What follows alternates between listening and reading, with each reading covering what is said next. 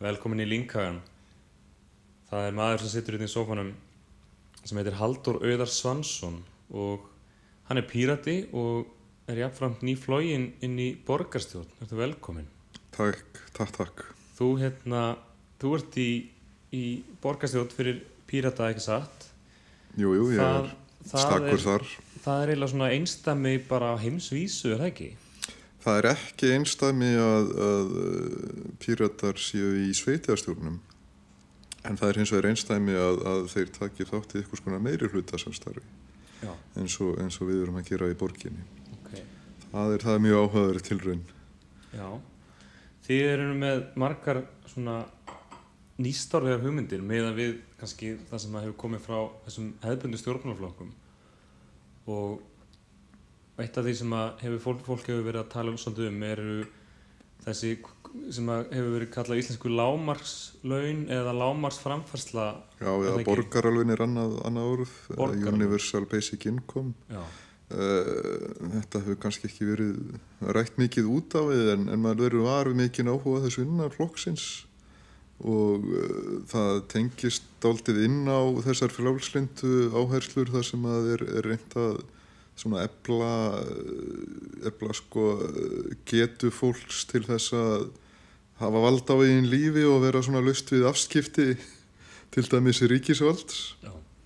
Og það fylgir því þegar við erum með kerfi eins og við höfum núna þar sem að sumir þurfa að sækja framfærslu og aðrir ekki út frá einhverjum forsendum, þá auðvitað er hægt að gera það misvel og svona missanngjarnan hátt, en það fylgir því óhjákvæmilega að það er einhver sem ákveður hver fær og hver ekki og svo þarf kannski að vera stöðugt að sanna sig gagnvart kerfinu hvort að þú þurfir raunverulega á þessu að halda og þetta getur valdið kannski kergju innan samfélagsins og gremju yfir því að sumir séu að fá eitthvað fyrir ekki neitt og séu einhver byrði á kerfinu en með því að allir fái bara einhvers konar lágmark og kannski sumir hugsanlega eitthvað og annað það við þurfa að halda þá jafnar það þetta dálítið út.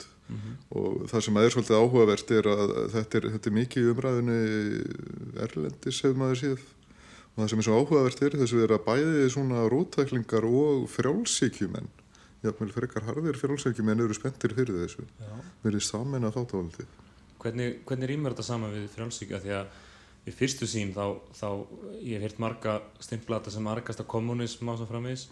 Hvernig rýmur þetta við hugmyndi frjálshyggjunar? Þetta rýmar ágætlega þegar maður svona fattar það að frjálshyggjan snýst sko bæði og kannski ekki fyrst og fremst það að lágmarka akkurat þessi afskipti ríkisins og síðan það að minnka umsvif hins opinbera almennt. Þannig að það er í grunninum til ekki andstætt frjálshyggjunni sjálfur sér að vera á móti að hafa einhvers konar velferðarkerfi sko. Það er eiginlega bara mjög róttækustu frjálshyggjumenn sem að vilja afnema það með öllu. Já. Og þannig að þetta passar ágætlega við slíkar áherslur að reyna að minnka ríkisafskiptin og reyna svona finnst mörgum jafnvel þetta skárra sko en núverandi velferðarkerfi. Hvernig myndi þetta breyta samfélaginu, atvinnulífinu og svo framvegis ef þetta er tekið upp bara í dag?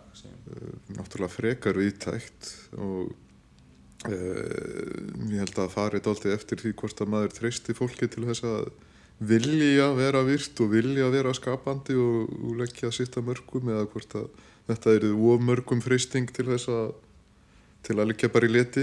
Ég er nú sjálfur alveg á því að þið fyrra sé rétt.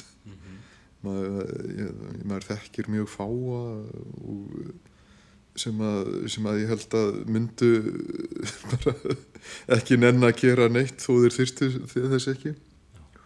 Og þetta hefur verið reynt á svona takmörkuðum nótum. Ég man nú reyndar ekki alveg nákvæmlega hvar en maður hefur svona lesið að þetta hafi tekist með ágætum árangri og svona sértækar tilraunir eins og ég held að hafa verið í Kanada eða Bandaríkjunum að veita sko heimilislausum bara ákveðna upphæð, jafnvel sko fíklum eða útigangsfólki sem á við áfengisvanda eða fíkniefnavanda að stríða. Og það náttúrulega akkurat hópur sem að margir myndu segja að væri alveg vonlaust að vera að bera einhverja peninga í og þeir myndu alveg bara eyða því í vitleysu. En sú tilraun gafst ágætlega. Fólk margt hvert notaði þetta á skynsamlegan hátt og notaði þetta svona til að kaupa sér brýnustu nauðsynjar. Og náttúrulega jafnvel kannski áfengi líka, en filósófían pínulítið þannig að treysta fólki, sko. Þetta rýmar ákveðlega við þess að skaðaminkunar aðferð, eða ekki? Jú, mjög vel, sérstaklega þegar ég er búinn að tengja þetta svona saman, sko. Já. Og væntanlega myndi þetta, sko, einfalda, yfirbygginguna í kerfinu mjög mikið, það ekki? Það þyrfti ekki lengur að hafa endalausar vafninga hver ætti að fá þetta og ekki. Jú, svona ferli og svo framvegis. Já. Það töluvert og kannski, meðal annars það sem að heillar frjálshyggjumenn. Já, þetta myndi spara fjárhæðir umtalsverðar. Minnka báknið, sko. En vissulega hugmyndin róttæk, en það er mjög gaman að hendinni fram og sjá hver mótrökin eru nákvæmlega og hvort að þetta er praktískt. Já. Ég er mjög gaman af svona hugmyndum sem að fara bara út fyrir núverandi kerfi. Einmitt. Sko, svo, þetta tengist líka að það ekki framleiðinni í samfélaginu. Framleiðu við, sko, margfalt fleira heldur en bara fyrir 50 árum eða 100 árum. Já. Og það er alltaf litið af það sem jákvætt að framleiðinu og hagvöxtur aukist alltaf og aukist. Já. En það þarf ekki endilega að vera það. Nei, þetta er sko, það er önnur hugmynd sem það tengist þessu svolítið sem er sko 4. vinnudagurinn, en ekki? Jú. Að lágmars sko vinnudagurinn 4 tímar er það ekki? Og sko hvernig rýmar þetta við, en sko launin myndu halda sér, er það ekki? Hvernig rýmar þetta við sko einkafyrirtæki sem að eru bara með, segjum bara eitthvað verkfræðingafyrirtæki eða arkitektastofur eða hvað sem er? Það er náttúrulega erfitt held ég að ýta þessu í gegn með lögum, sko, ég er ekki hrifinn af því. Skikka fyrirtæki til að breyta þessu og náttúrulega framfarir á því sviði hafa miklu leyti, náttúrulega bæði með lagasetningum og kannski ekki síst verkalýðsfélögum hafa eitt þeim í gegn. Og náttúrulega bara hugarfarsbreyting held ég að sé nauðsynleg þarna. Þarf þessi 4. vinnudagur ekki svolítið að koma frá fyrirtækjunum sjálfum? Jú, það er nokkuð neginn það sem ég er að segja, sko. Það fyrst að sína frumkvæðið og sjá sér hag í því, sko. Já. Hefur þetta verið rætt eitthvað, bæði í borgarlaunin eða styttri vinnudaginn, hefur þetta verið rætt eitthvað í borgarstjórninni? Ekki hið fyrra, en það var búið að samþykkja eitthvað þetta á síðasta kjörtímabili.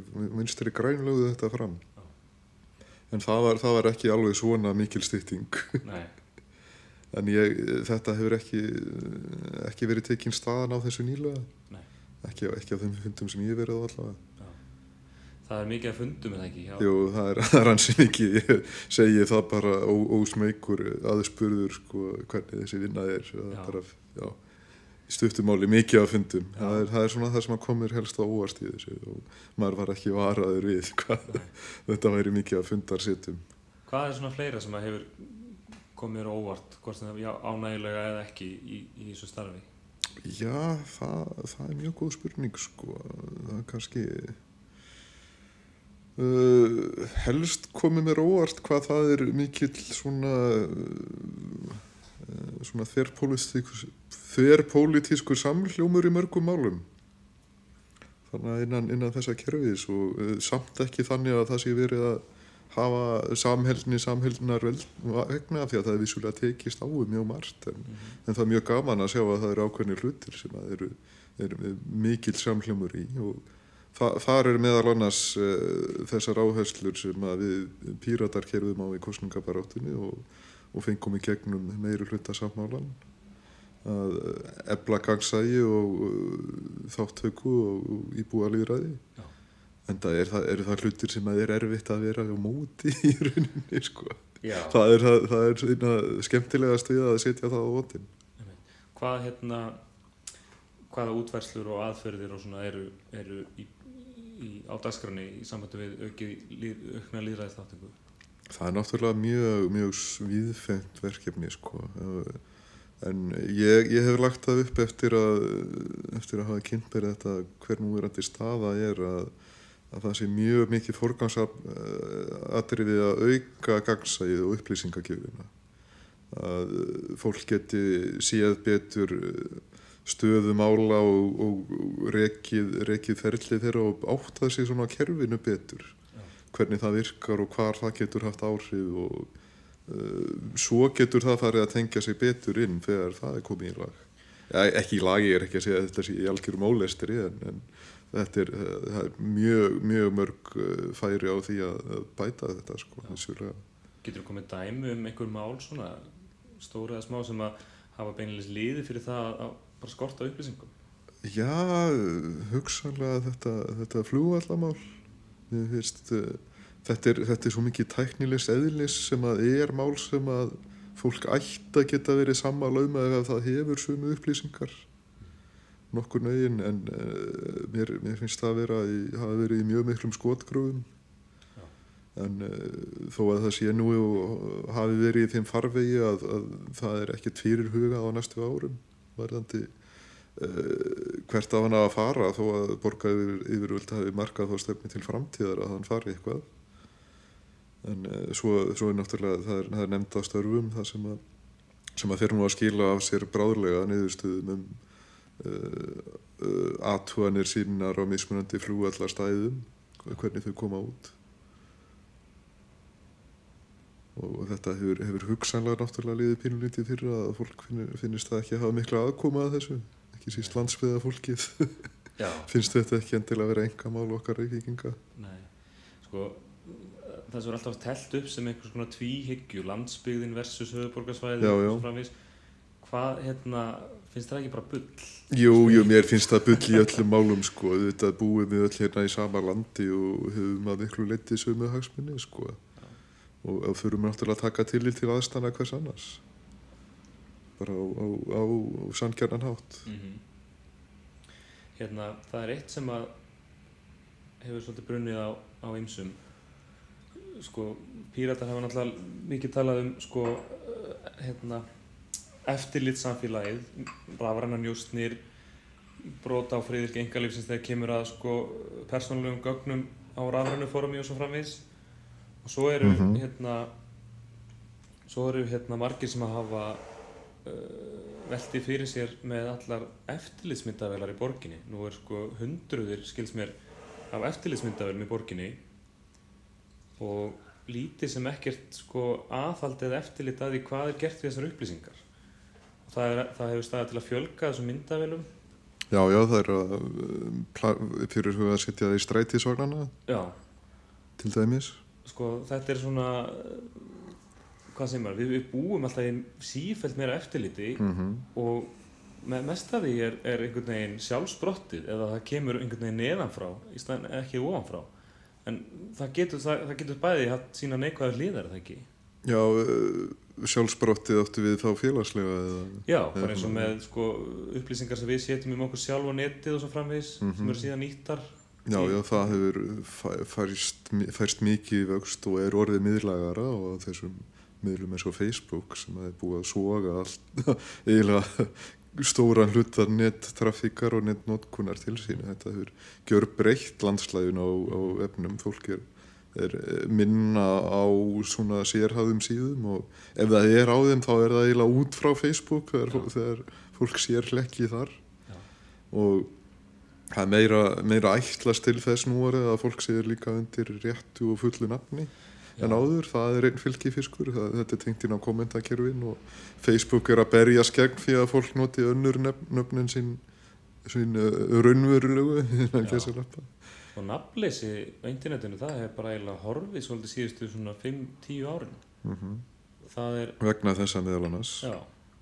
Það er minnst að pínu áhyggjuþróun og mér finnst reyndar ekki alveg rétt að tala nafnleysi meira að segja því að það er mismunandi gráður á þessu. Þú ert með náttúrulega og varst með meira í gamla daga í tísku svona fórum eða spjallborð þar sem að þú gast verið undir einhverju nafni, það er bara ekki endilega þitt eigið sko. Og þá ertu kannski með svona eitthvað sjálf sem að fólk þekkir og getur sett í samhengi og venst og getur lesið allt eftir þig, en svo er ekki endilega hægt að tengja þetta við einhvern raunheima einstakling, ekki nema hann vilja það sjálfur.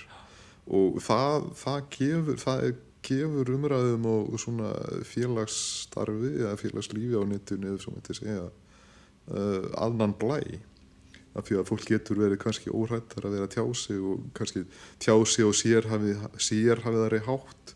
Þetta er kannski spjallborðum bíla, þá ertu með bara þá hlið af þér sem að er bara bíladellu kallinn sko. Og þetta færst bara í grúppunar á Facebook. Já. Þannig að þetta hefur saminast svolítið undir einn hatt. Einmitt, en svo er allt til sín og Google líka, svo er til sín upplýsingarnar og kannski heldur utan hvað þú gerir þar og fólki finnst þetta svo þægilegt. Það er kannski hættan við þetta að þetta virkar og þetta er vinsælt af því að þetta er svo þægilegt. Og þannig að fólk spyr ekki erfiðu spurninguna nákvæmlega hvað er að gefa frá sér í nafni þægindan. Nú eru lögreglumenn farnir að nota sko hugbúnað sem að ber kennsl á andlit til að finna glæpamenn út af götum sko. Já. Búnaður sem er á þeim sjálfum sem getur séð manneskjur labba hinum á götunni og sko greint andlitsdrættina og þekkt hana og svo framvegis sko. Hvernig, þú veist.